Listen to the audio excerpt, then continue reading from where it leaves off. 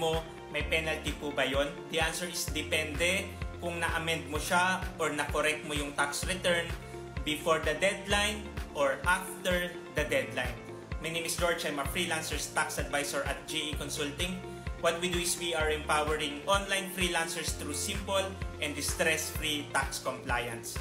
Ito may papakita akong quick reference. So ito guys, sa tax return natin, i-tick lang natin yung number 3, amended return, tick yes. Pag nag-amend tayo before the deadline, wala po yung penalty. Basta bayaran mo rin siya on or before the deadline kung may makompute man na additional tax due. Paano naman pag after the deadline? Pag no tax due, syempre wala pa rin penalty.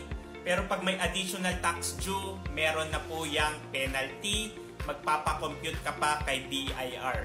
And then yung isa, pag less tax due, wala yung penalty. At yung overpayment mo, pwede mo namang ipangbawas sa future tax filing mo.